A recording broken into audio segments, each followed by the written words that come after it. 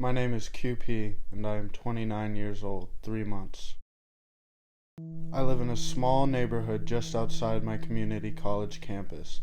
I have classes on Tuesdays, Wednesdays, and Fridays. I use my days off to meet with my probation officer, Mr. T, Thursdays at 10 a.m., and my therapist, Dr. Eve, Mondays and Thursdays at 4:30 p.m. I like Dr. Eve. She's easy to talk to. She recommends that I refer to her in the third person during our sessions. Helps me feel like she's not in the room with me and I can speak much more freely. My dad told me I was going to have to turn over a new leaf. His mouth shapes certain words that he means to sound supportive. I apply myself, stay active, eat healthy. I've only ever been absent in one of my classes, and that was for a doctor's appointment. Dr. Eve recommended I should have a goal, a personal kind of project. After a few months of thinking, I finally had an idea. I spend my free time studying frontal lobotomies, irreversible psychosurgical procedures in which nerve fibers in the frontal lobes of the brain are severed by incision for the alleged relief of mental agitation, compulsive mental cognition, and physical behavior of schizophrenics and other emotionally disturbed persons. I could begin to see my zombie materializing before my eyes, a zombie that wouldn't say no, that would only tell me what I wanted to hear. Yes, master. No, master. Fuck me in the ass, master. I love you, master. My project is not an easy one. There's only so much books and videos can tell you. With a project like this, tools and help are hard to come by. But if I look long enough,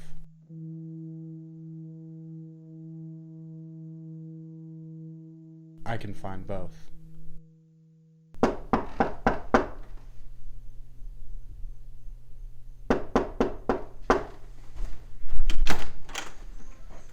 Hey, Quentin. Hey, Dad. Am I disturbing you? Not at the moment. Do you mind if I come in? Sure.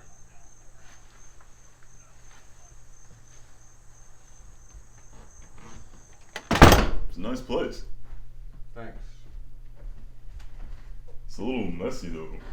Do you plan on cleaning any of this up? Yeah, well, I don't get a lot of visitors, Dad, so it never really occurred to me. Quentin, what have I taught you? How can you come to respect yourself if you can't even respect your home?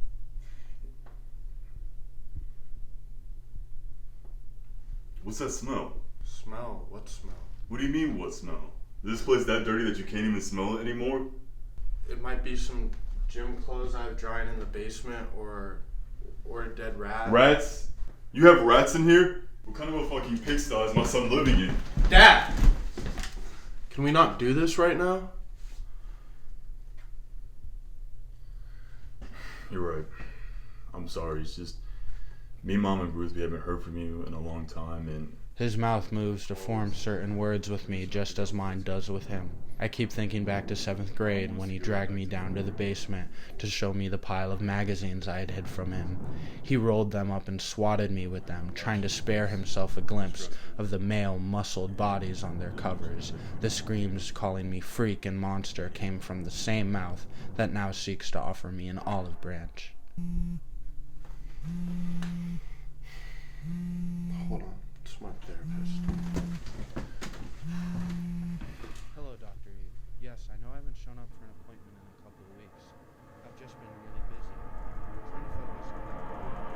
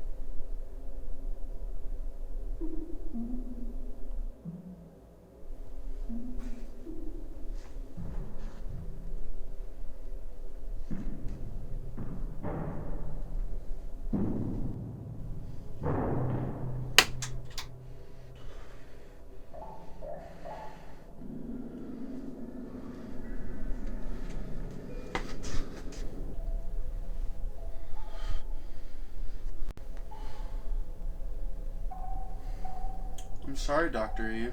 I'm gonna have to call you back. My dad was in an accident.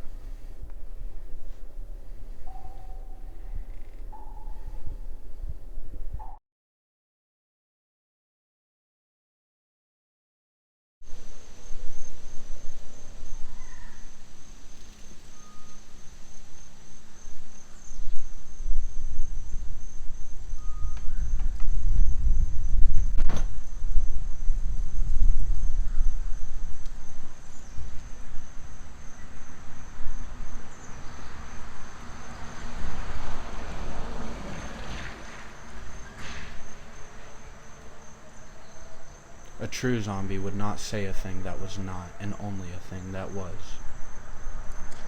His eyes would be open and clear, but there would be nothing inside them seen, nothing passing judgment.